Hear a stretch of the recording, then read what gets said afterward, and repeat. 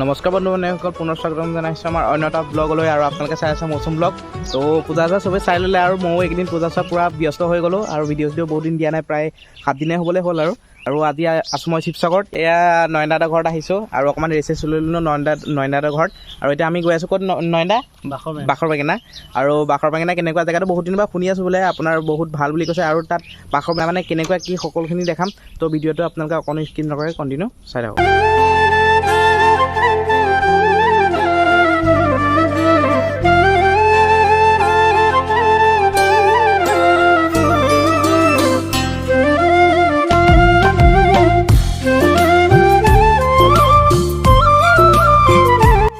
Finally আহি পাই গ'লোঁ সেই বাখৰ বেঙেনা। আৰু এতিয়া এইফালে দেখা পাইছে গেটখন আছে, ভিতৰলৈ আমি সোমাই যাম। তাত পাই পেলাই দেখাই আছোঁ আপোনালোকক।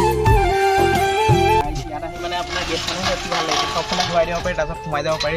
তো ব'লক এতিয়া ভিতৰলৈ যাওঁ। গাইজ মানে আহি পেলাই আমি বাখৰ বেঙেনা পাই গৈছোঁ। আৰু বাখৰ বেঙেনা মানে আচলতে নামটো মানে মই জনামতে মানে স্থানীয় যোনখিনি মানে লোক আৰু আগৰ পৰাই মানে মানুহে বাখৰ বেঙেনা বুলি নামটো নামাকৰণহে কৰিলে। আচলতে ইয়াৰ চাইণ্টিফিক নেম হ'ল মানে আপোনাৰ ৰেনডিয়া উইলি জিনচা নে কি বুলি আছে।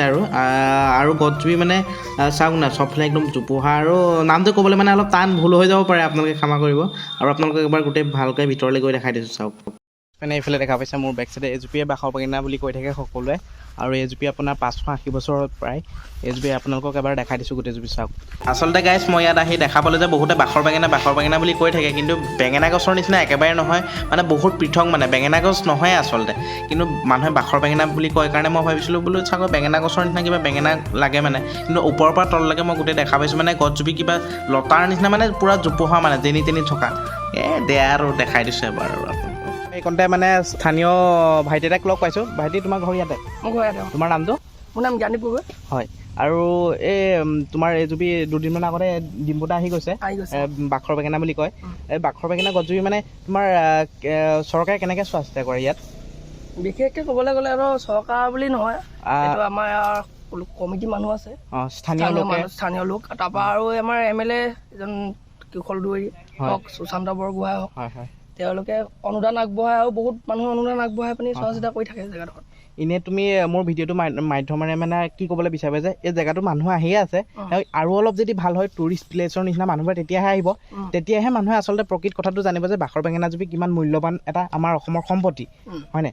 এনেই মানুহবিলাকে কয় যে ইয়াতে আছে বুলি, আচলতে ইয়াতে নহয়, বহুত বিভিন্ন দেশতো আছে, কিন্তু অসমত এডাল একেবাৰে পুৰণি গছ হ'ব পাৰে। কোনোবাই যদি পুলি হওক বা কিবা হওক ক'ৰবাত যদি ৰুবলৈ যদি নিয়ে, ক'তো নহয় ন? নহয়, এইটো একদম মানে অকল ইয়াতে আছে, বেলেগত ক'তো নাই। অঁ। আৰু তোমাৰ ইয়াত তুমি কেতিয়াবা দেখি আছা এই গছজুপি? এই গছজোপা আমাৰ আজু ককাহঁতৰ দিনৰ পৰাই আছে। মানে তুমি জন্ম নোহোৱাৰ পৰা ইয়াত? জন্ম হোৱাই নাই, মোৰ দেউতাও জন্ম হোৱা নাই, মোৰ দদৌহঁতো জন্ম হোৱা নাই। মানে তুমি জন্ম হোৱাৰ পৰা দেখিয়ে আছা এতিয়ালৈকে? আৰু তোমাৰ গছজুপি প্ৰায় এনেকৈ থাকে নে কোনটো ছিজনত মানে ফুলে? এইটো ছিজন বুলি ক'বলৈ গ'লে বসন্ত কালত অলপ ফুলে, আৰু কেতিয়াবাতো আমি 2টা ছিজনত ফুলা দেখোঁ। হয়। আৰু এতিয়াও হয়তো ক'ৰবাত ফল লাগি আছে চাগে। হয়। এনেই মানুহে যে কৈ থাকে যে বাখৰ বেঙেনা বুলি, আচলতে বেঙেনা মানুহে খোৱা বেঙেনাটো নহয়, হয়নে? এনেই কি ইয়াত কেনেকুৱা ধৰণৰ কিবা ফল লাগে নেকি? মেইন কথাটো কি, এই যিটো ফল মানে এইটো খাব নোৱাৰে, কিন্তু মধুৰি নিচিনা দেখিবলৈ ধুনীয়া। বাখৰ নিচিনা যিদিকে বতৰ তেতিয়া চাইজ, কিন্তু আচলতে বেঙেনা নহয়। কিন্তু আমাৰ মানুহ কিছুমানে মানে ভুল ধাৰণাৰে মানে গছজোপা বেঙেনাৰ নিচিনা, গছজোপা মানে বেঙেনাৰ নিচিনা পাত চাতবোৰ প্ৰায়। সেইটো কাৰণে বাৰু ভাইটিক লগ পাই বহুত ভাল লাগিলে। আৰু তোমাৰ মানে ইয়াত তোমাৰ চৰকাৰে তেনেকৈ মানে কিবা সা সুবিধা পৰা ধৰি তেনেকৈ কিবা আহে নেকি? চৰকাৰী সা সুবিধা এইভাগে মই জনাততো তেনেকৈ অহা নাই, কিন্তু এই যিবোৰ হেৰি বনাইছে, দলং হওক বা কিবা হওক, চব স্থানীয় লোকে মিলি পিনি কোৱা বুলি মই গম পাইছোঁ। মই কিন্তু আজিলৈকে চৰকাৰৰ ফালৰ পৰা কিবা এটা আহিছে বুলি মই নাজানো। তাকে এতিয়া মই যদি চৰকাৰৰ হকে ক'বলৈ যাওঁ, মোকতো ক'বই নালাগে। তো মই এটাই অনুৰোধ কৰিম যে এই জেগাটোত যোনবিলাক মানে আপোনাৰ ধৰি লওক অকণমান আহিবলৈ ৰাস্তা কিছুমান বেয়া হৈ আছে, বা এই জেগাডোখৰ আৰু অকণমান সুন্দৰ কৰে নেকি, জেগাবোৰ অলপ ভাল কৰি পেলানি, যাতে মানুহ ইয়ালৈ আহিব পাৰে, সেইটো ব্যৱস্থা কৰক। তাকে মই অনুৰোধ কৰিলোঁ।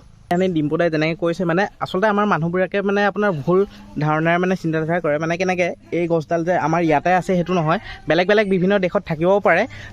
গুগলত চাৰ্চ কৰিলে বিভিন্ন দেশৰ মানে আছে বুলি এই বস্তুটো ওলাই যায়। আচলতে এজুপি গছ মানে এইটো হ'ব পাৰে যে আমাৰ মানে অসমত মানে আপোনাৰ শিৱসাগৰত থকা মানে একদম পুৰণি হ'ব পাৰে, প্ৰায় 600 বছৰ হ'বলৈ হ'ল, 580 বছৰ হ'ল।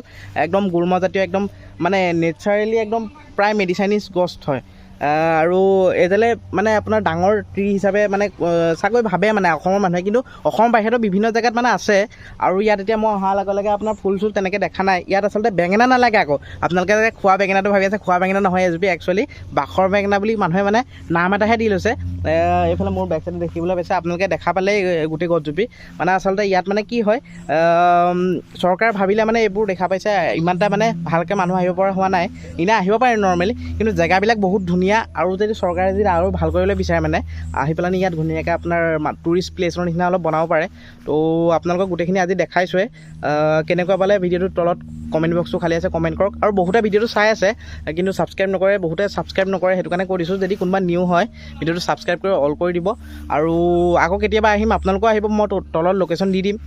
আজিৰ ভিডিঅ'টো ইমানতে সমাপ্ত কৰিছোঁ। যদি ভাল পালে প্লিজ লাইক কৰিব, কমেণ্ট কৰিব, শ্বেয়াৰ কৰিব এণ্ড ছাবস্ক্ৰাইব কৰি অল কৰি দিব। তো নতুন এটা ভিডিঅ'ৰ প্ৰতিশ্ৰুতিৰে আজিলৈ লৈছোঁ, বাই।